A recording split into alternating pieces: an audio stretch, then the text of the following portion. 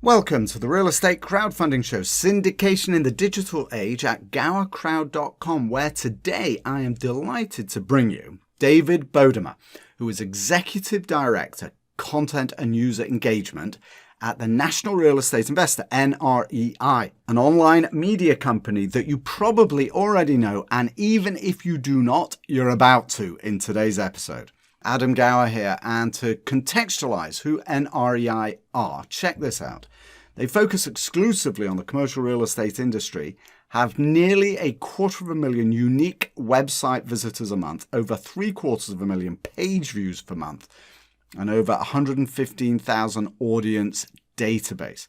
Put another way, they are the leading force for news and information distribution in our industry, and so you're going to love what you hear from David today as he talks about not only how NREI currently handles digital marketing, but also how they evolve from being a print-only company into the digital realm, just as you are doing as you migrate from printing out pitch decks to creating online content to raise capital for your deals. Now, NREI is, of course, different from you as their primary business is in delivering information to a large audience, right? News and updates, etc. They are definitively a media company. The similarity is that for you to raise capital online, you need to become a mini media company of your very own, putting out hyper-focused messaging on your unique value proposition, while letting NREI continue to serve the entire industry with topical news coverage and intelligence. Now, it might sound crazy to suggest that you can become even a mini media company promoting your deals, but it's really not that difficult. And to find out exactly how to do that, go to the podcast page for today's episode and watch the whiteboard workshop that I put together for you, where I show you in detail exactly how to do it. And that is all there on the podcast page for today's episode at gowercrowd.com. By the way, you'll also find links of all kinds to David and NREI on that same podcast page at gowercrowd.com. So lots of information there. All right, I am delighted now to introduce you to Executive Director, Content and User Engagement, whatever that might mean, and as you are about to find out, at the National Real Estate Investor, NREI, David Bodamer. So I'll tell you what, let's just jump straight in. David, it's a real pleasure to have you on the show. Thank you so much for joining me today. Now, I get your emails all the time. I'm an avid fan. You are, I want to quote it and I'm going to ask you a question. Okay. You're Executive Director, Content and User Engagement at NREI. What is content and user engagement? Please, the floor is yours. Okay. That's a great question. Well, first of all, thank you so much for having me. I'm happy to have this conversation. Let's get into it. It's interesting to me that I have that title because for many years I'm a journalist and I'm an editor, and for many years that was my title. And I think it speaks to the evolution of the way that information and media is being created and distributed, that this is what we are now. So that this was a move that my company made a few years ago around changing all of what we were called from being editors to content creators, content directors, user engagement. So really what it means is that my job is not about just, assigning and editing copy and putting together a print magazine. It is about thinking about all the information that is coming into this industry in all its forms, whether that's data, video, visuals, video, audio, and then all of it, and then thinking about the best ways to convey back to the industry what's happening using all those forms. So it is about thinking much more creatively.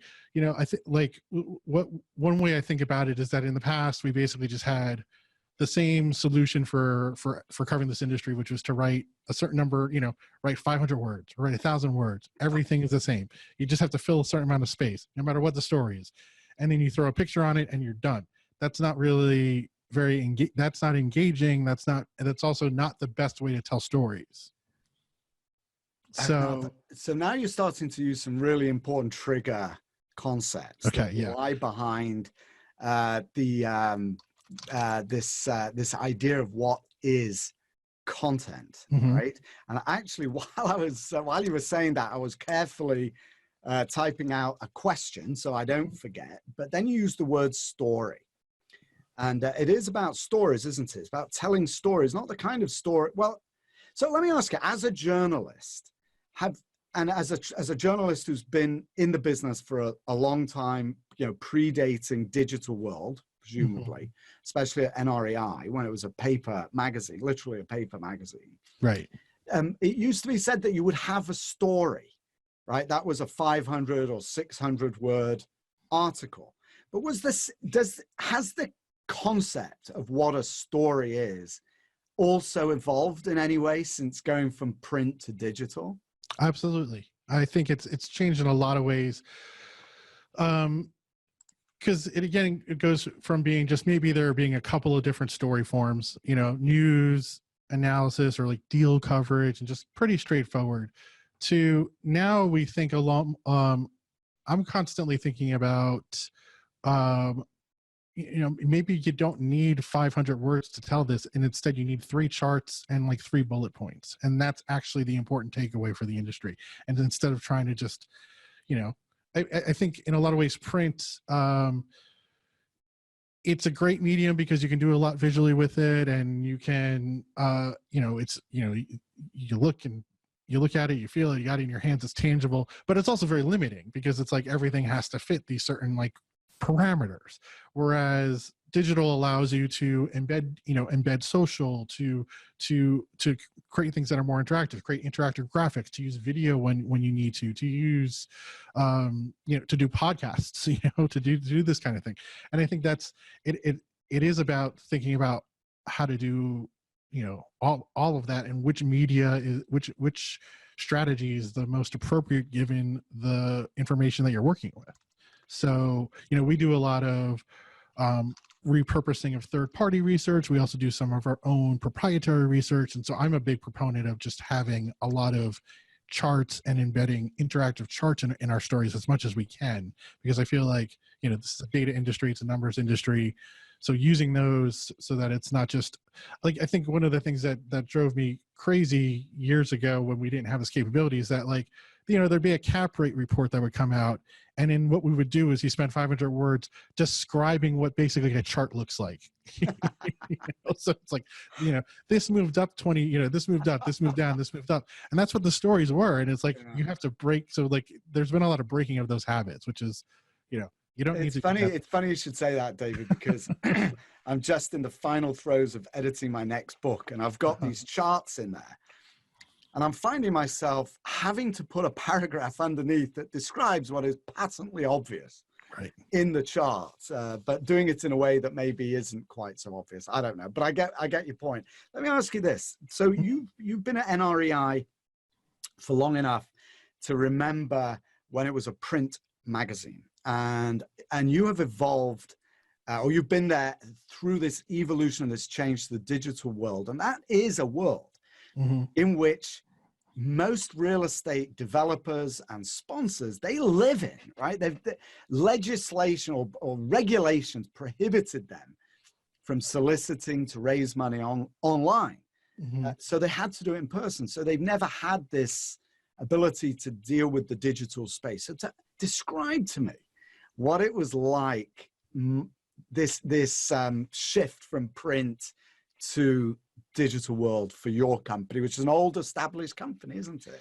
Well, yeah, it's an old established brand. We are a part of it. We have been part of many companies even since I've been here. So, but we were owned for many years by in some form or another, we were a traditional publishing company. Now we're part of a company that is much bigger, that bought our portfolio because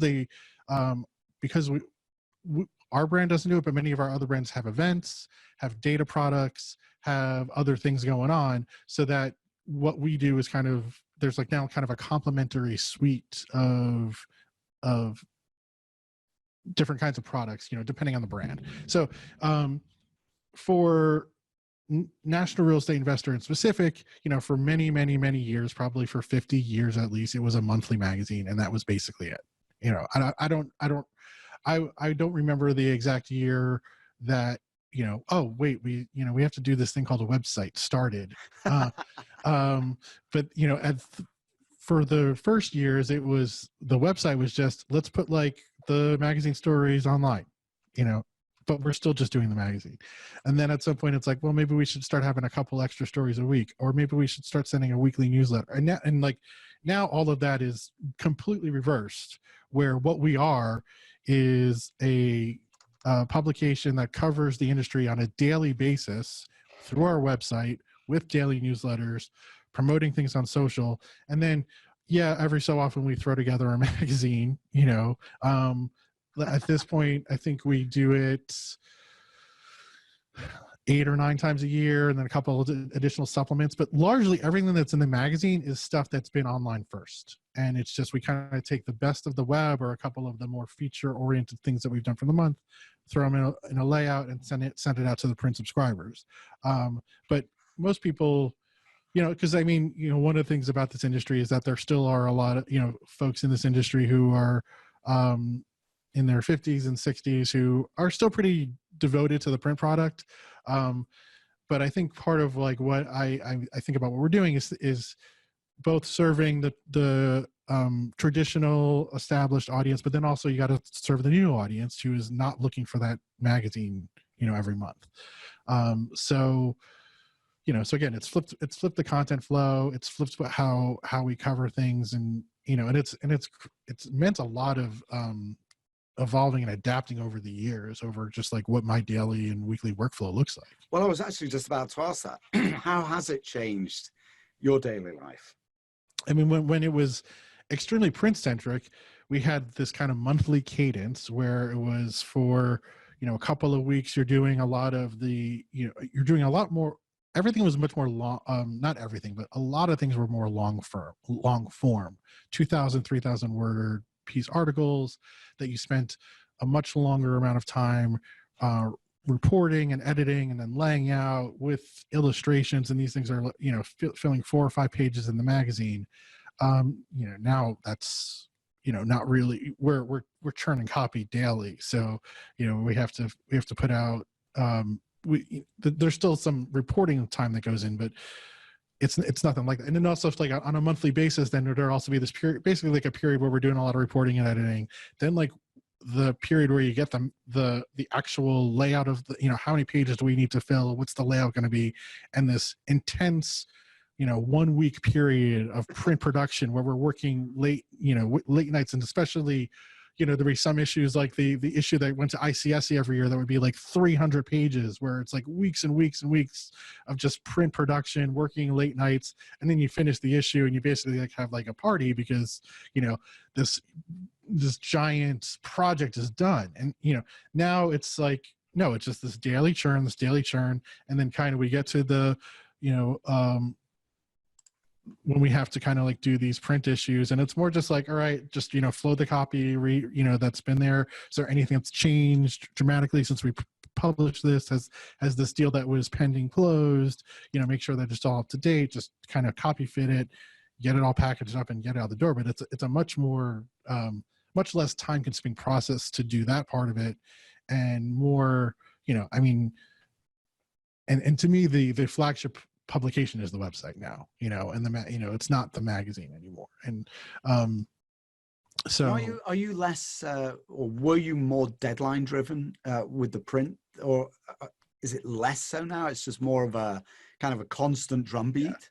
Yeah, exactly. It was more like, the certain amount of time that you had to do the writing, reporting, or signing stuff out, and everything was kind of coming in on on the same kind of timeline, and in this crunch to edit it or send stuff back to the reporters if you needed to. And then even just the tools around doing the layout were a little bit more arduous. Everything's just better now. So like InDesign, doing stuff in InDesign is a lot faster than it was when we were using like, I think it was a Quark or whatever, those old desktop those old publishing tools. So Yeah, it's a less lumpy month, and now it's just more of this drumbeat of like, getting out the newsletters. We do a daily newsletter, and then we do a weekender that kind of like is like the recap, and then it's really good. I get it all the time. I love reading it. Do you do any, when you think about putting articles together? I'm really curious to know how you guys do this, because you're the top magazine. I still want to say magazine. I'm not sure. It's top media anyway in the industry. Yeah. Do you ever do any SEO driven content production, or is it you don't do that? Well, I mean, we think about SEO, so certainly I don't think we don't create content that's just merely about like starting with like looking at what's trending and like, oh, we should build a story that kind of optimizes that. So we don't do that.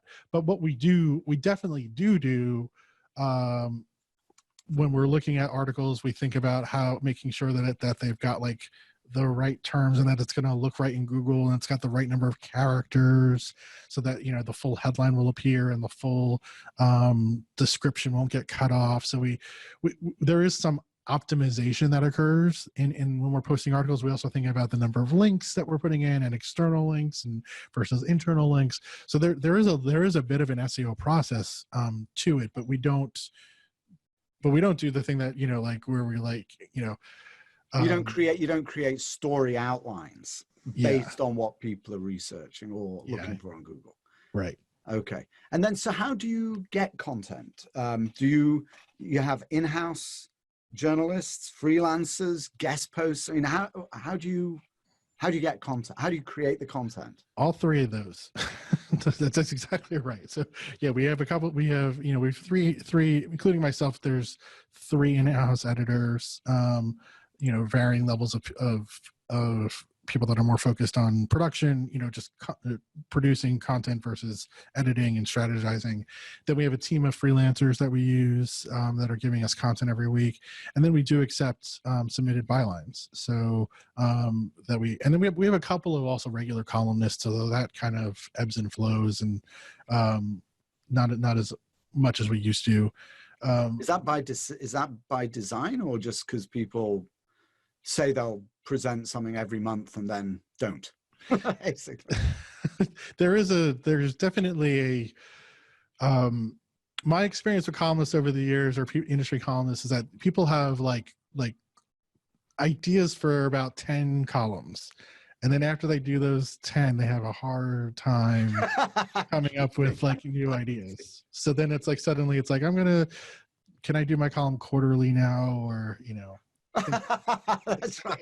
Annually on my birthday, please, if you don't mind. So I think and that's I don't think that's a particular flaw. It's just hard to it's hard to be a columnist, and it's hard to come up with new ideas all the time, and especially if you're trying to do a monthly. So so we have some flexibility. We do have people that that just will do them quarterly, but at this point it's also we get a lot of there's just so many people writing things, and it's much easier to write that we don't need to rely on we have to have these 5 or 10 people that are our stable of columnists. It's we can just be more democratic about it and just allow anybody from the industry that's got something to say to submit something, and we review it, and if it seems good and not going to get us into any trouble, we can run it. So. All right. So now you talked about different types of content. Now, obviously, it's very interesting because with a print magazine, you have one type, right? So if it fits on a piece of paper, you can publish it. But now you've talked about podcasts, webinars, video. You've got digital media, right? Digital articles, et cetera, et cetera. Tell me how you integrate those into your reporting and how you decide which media to use to deliver what kind of content. Yeah, so one thing that we've had a lot of, the idea of doing listicles or galleries is something that we can do more now. Hang on a minute.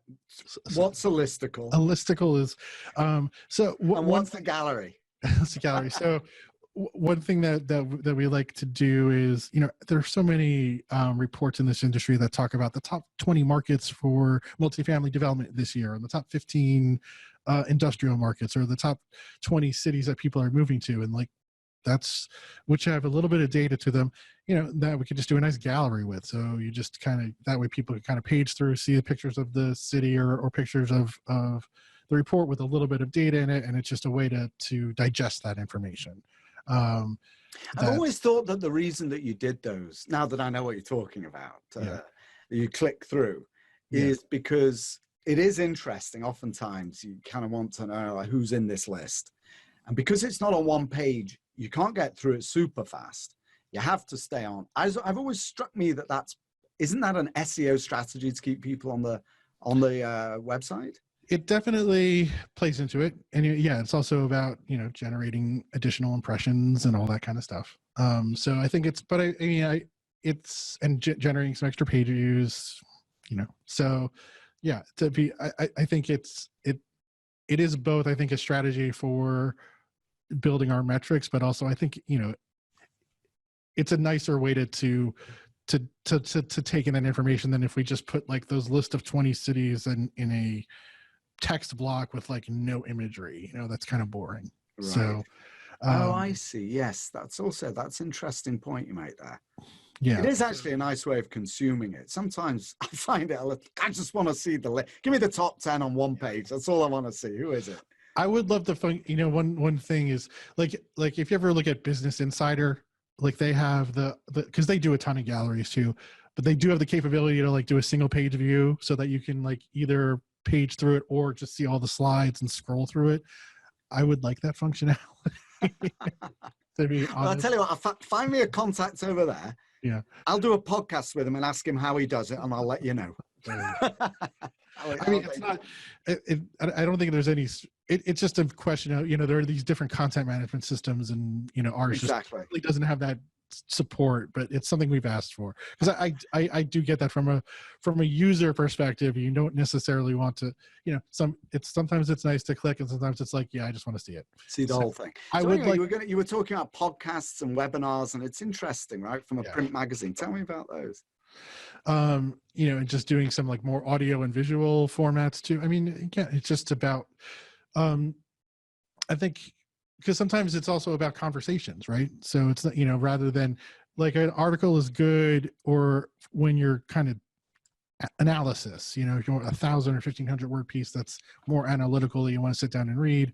We also do some typed up Q&As, but I think podcasts, video, webinars are just, they're more conversational, and I think that's sometimes that's the tone you want. Sometimes that's a better way to, that's what you want to get out of, sometimes the story is the person you're talking to, and it's like, finding out about them. So I think, which I think you would inherently understand that you do a podcast. So like, could you imagine like, just trying to take a transcript of our conversation? That's not the greatest user experience, but hopefully, somebody sitting down and listening or watching it, it is, that is something that's going to be interesting. It sort of depends on what you're talking about. So I think it's keeping all that kind of stuff in mind. It's like, and I've probably, we have done some podcasts, and I think I've done some that are based on our research reports, and I've done that. I'm like, that's probably wasn't the best idea, because I'm just kind of like rattling through numbers and going through this report, and it's like, that's not really what a podcast is about. So I think it is like thinking about the proper story form, or the proper media given the message and the point of what you're trying to do. Now, David, how do you so you talked about repurposing, which is a word that I also love, and you've alluded to that now, right? Taking a transcript. But how do you repurpose your content? I think there's two questions actually, so I'm not going to bifurcate it. How do you use your content on social media? How do you interact with social media? And then we can talk about repurposing and what that means afterwards. But talk about social media first. Social media, to be honest, I think we're a little bit behind on, but we are there. So we have, we're on Twitter, we're on LinkedIn and Facebook as our primary social channels. And I think it's just another way of, I think it gets back to like the engagement part of my title, because like when you're thinking about in the past, you write the story, you edit the story, you put it in the magazine, and then you put it in the mail, and there's not that much you can do after that point. It's in the mail, and someone gets it, and they read it or not. Online, when you post something online, if you just post it online and you don't tell anybody it's there, no one is going to find it. That's it, isn't it? That's the truth. Yes. That's exactly right. So important observation. So I think that, but whereas in the past, again, it was like, whereas the way you delivered this thing was like, you stick it in the mail, it gets on their desk, and they're going to see it. Now, people have very different preferences for how they want to consume information. So some people love getting email newsletters, and I still like those. So I get a lot of my stuff from email newsletters, but I also like Twitter, and I don't really like Facebook. So I don't get anything from Facebook. I do get a lot of news from Twitter. I do get a lot of news from email newsletters. So, but like as a publisher, you have to respect that your readers have different preferences. And so if you just deliver stuff one way, you're only going to reach readers with a certain preference. So if you just focus on print, you're only going to serve an audience that likes magazines. So that's why we do, print, but we do email blasts. I push stuff on Twitter, push stuff on LinkedIn to reach people where they're at, because otherwise you're kind of cutting yourself off from a potential audience. That is so true, right? I love this, that you say, there's no point having a gorgeous website if you don't tell people it's there, right?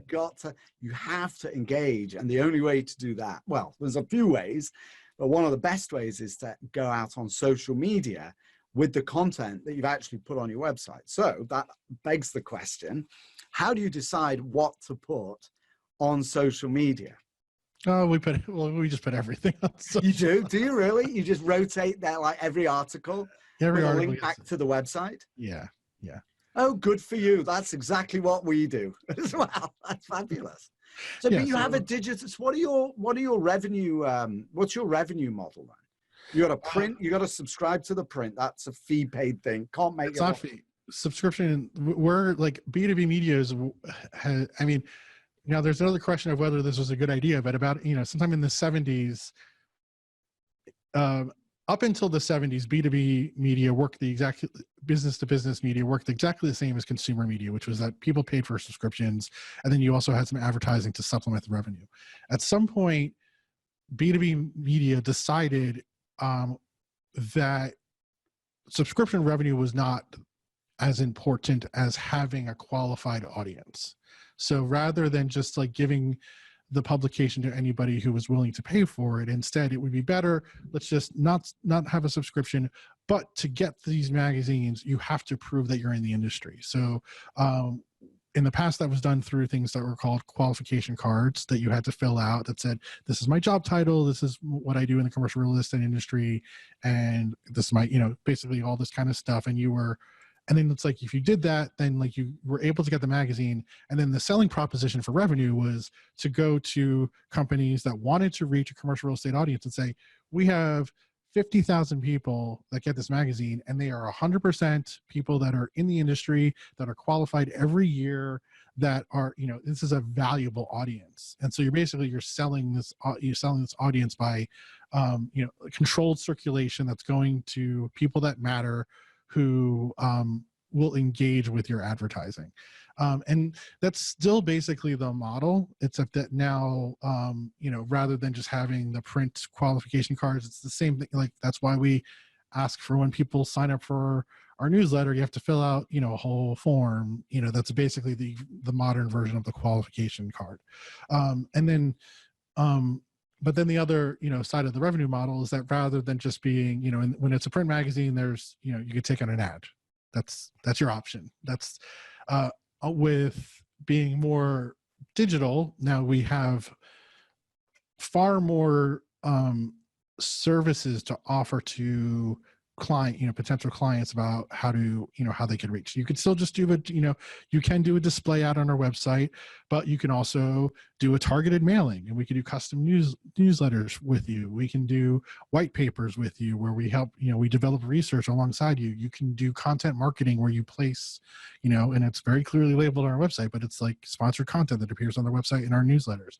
So now, so that's where the revenue model is on the website now. It's not just like, and that's evolved over the years too, because originally it was just display ads. Then it became, ads in the newsletters, but now it's actually marketing services. And that's a whole other, business that we have as part of our company to work with clients around figuring out what they want to accomplish. And like, then based on what you want to accomplish, you may want to do different things with us.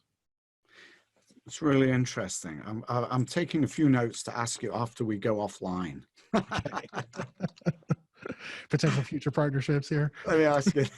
I've got an idea. Right, so that completely separate. So we had a part 2, and the part 2 was about this survey. But before we go there, and we didn't prep about this, so if you don't want to talk about it, I'm totally fine. But I noticed that you're changing your name, not your name.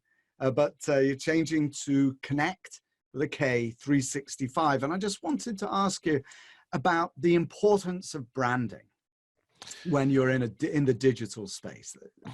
Yeah, that's from the overall company that owns us is called Informa, and has several different verticals.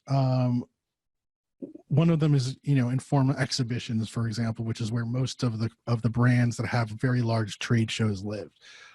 Connect is where we live, and as part of, over the years, Informa they bought our company, which we used to be owned by a company called Penton. They bought us, I forget, like 4 years ago. They also bought a whole suite of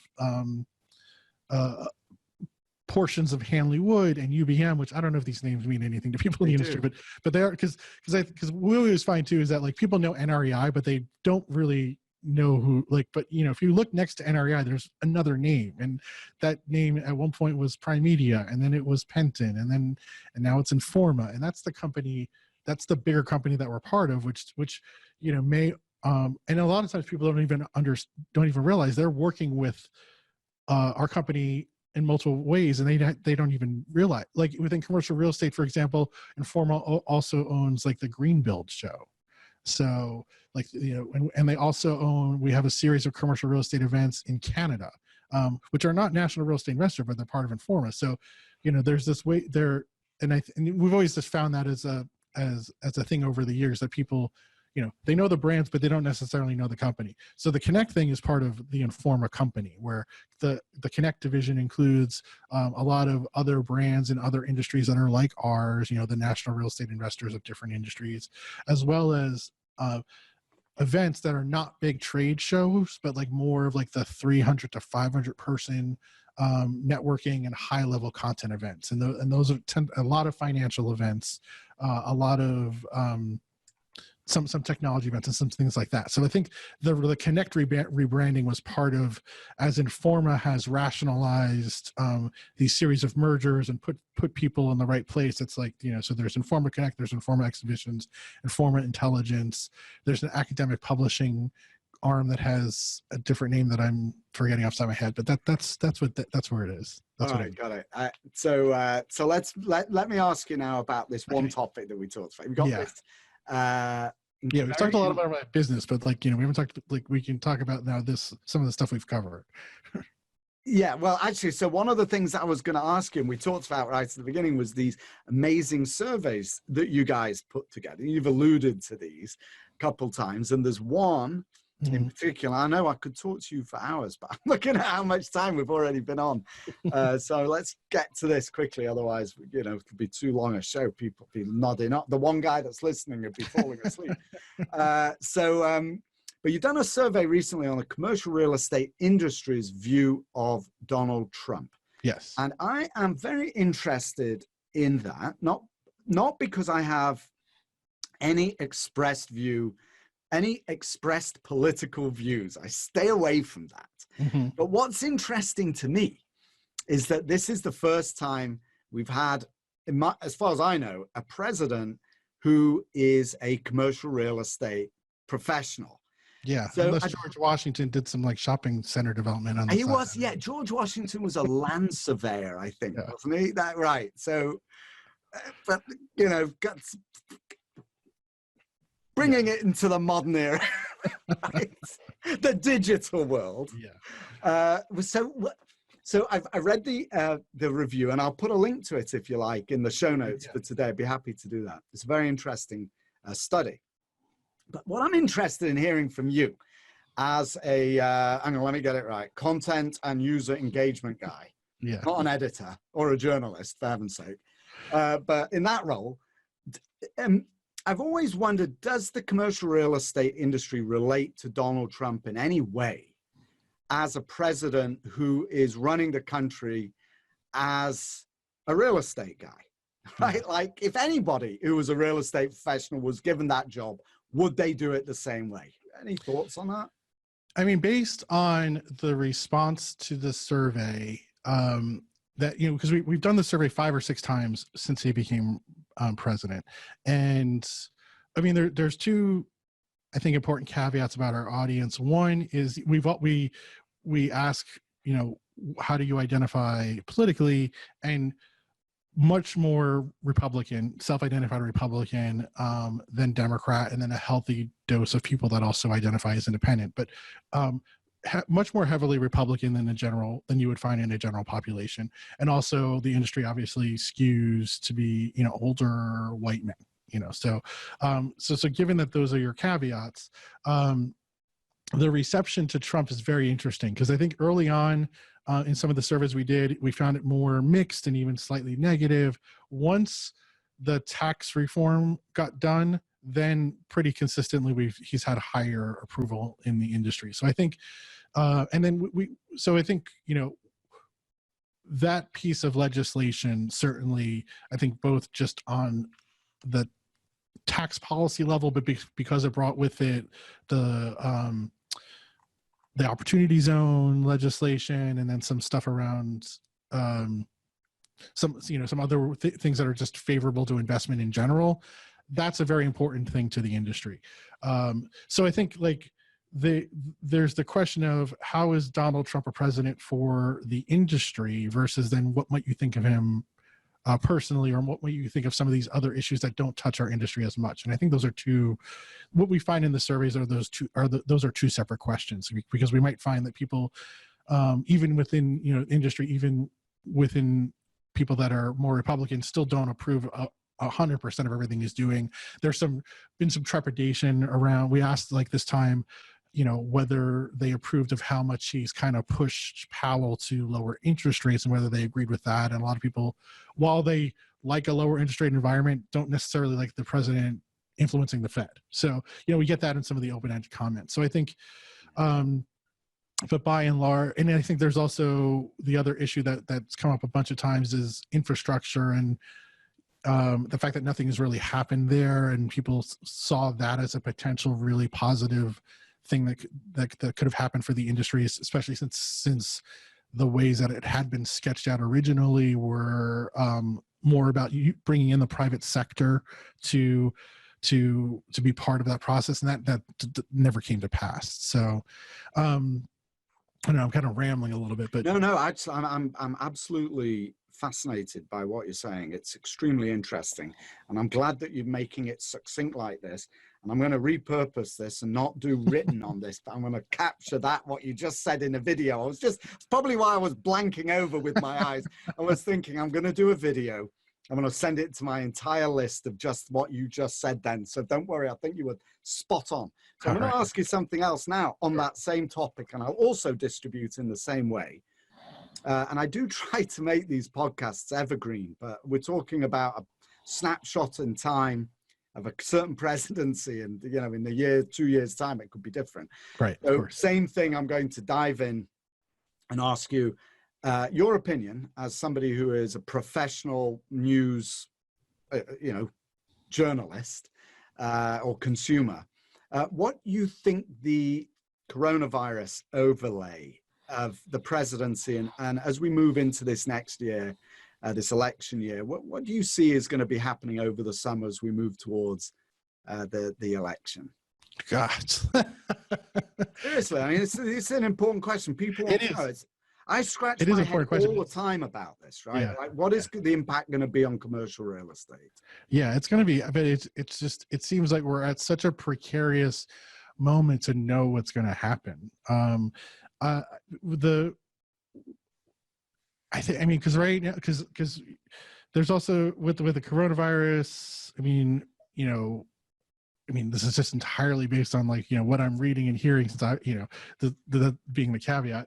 I think there's a little, there's like maybe some tapping of the brakes around doing things, but like no one's saying like hard stop.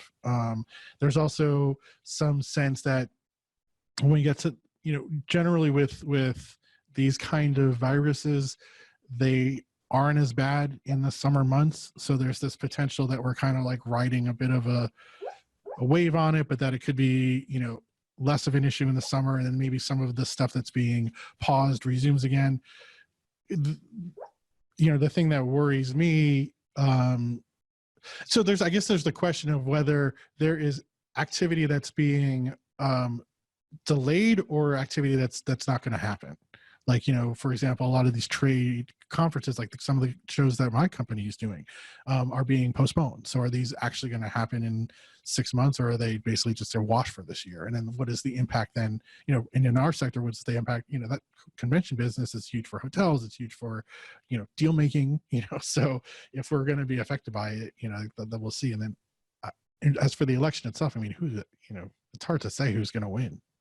Yeah. Right? So the other, like one area where it could impact very immediately, if you were to look at commercial real estate, is the hospitality industry. And that seems to be a fairly obvious one, right? In terms of real estate, forget travel and the airline industry. I'm talking about real estate. Right. Yeah, absolutely. And I think what people always say about, hospitality is always the most volatile sector anyway, because you're dealing with one-day leases. So, and anything that's going to disrupt business travel, that's going to disrupt consumer, leisure travel, definitely, yeah, it could be a rough few months and I think that's the guidance that we were getting from the hospitality REIT at this point is, it's definitely a hit right now. David, let me ask you 3 final sign-off questions, if I may. Sure. I'm not even sure if I sent these to you. If I didn't, I'm going to totally blindside you now with 3 questions that I always ask. I ask all of my guests. Okay. And we'll put together in some kind of book or something at some point to go out later.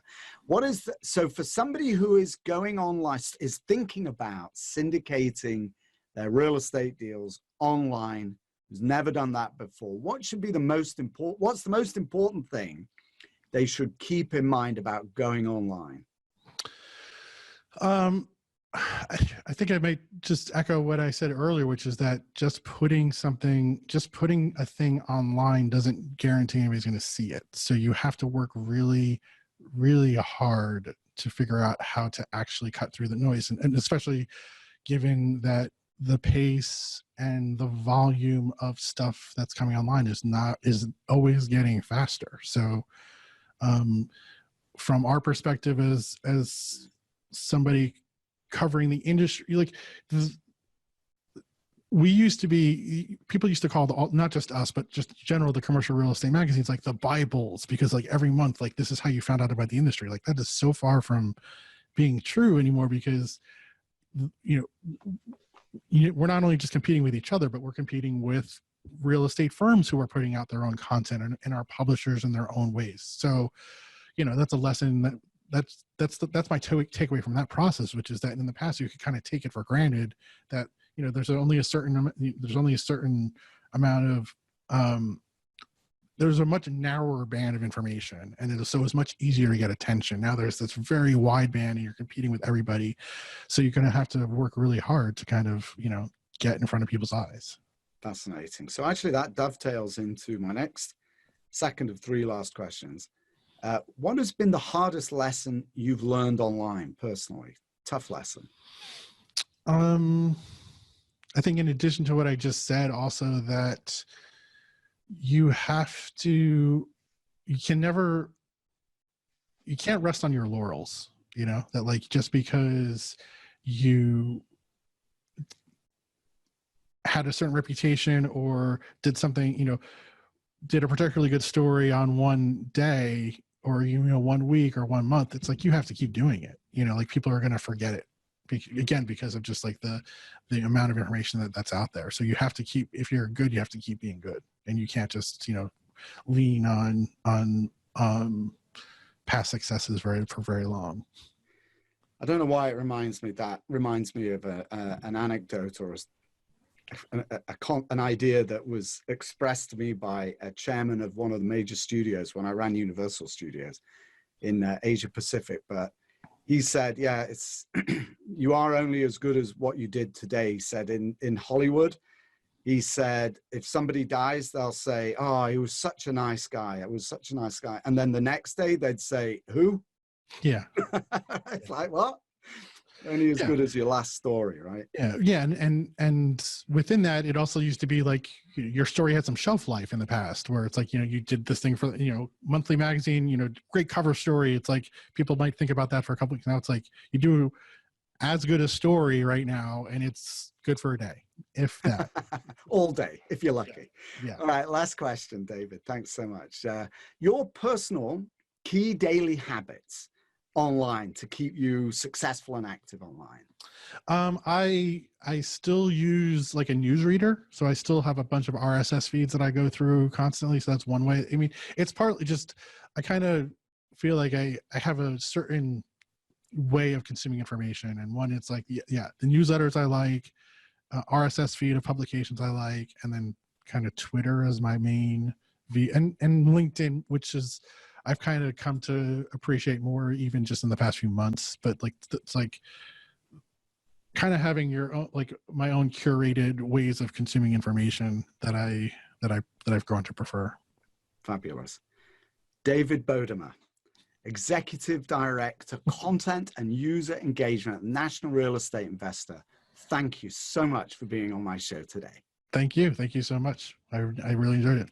That was David Bodamer, Executive Director, Content and User Engagement, aka Editor at the National Real Estate Investor, NREI. Remember, you too can become a mini media company focusing exclusively on your unique value proposition. In fact, you have to do that because when David at NREI writes about your company, right, in some important news coverage, and somebody looks you up, you want them to find an up-to-date website with masses of educational content on it that speaks directly to you and who you are. To find out how to build your very own world-class digital marketing system so you can raise money online, don't forget to register for the free whiteboard workshop on the podcast page for this episode at gowercrowd.com, where I walk you through the whole thing. All right, that's it. Thanks for listening. And thank you, David Bodamer at the National Real Estate Investor, NREI, for your time with me today. Really enjoyed meeting you. Thanks so much. That's all for this episode. I'll see you next time. And for now, this is Dr. Adam Gower signing off.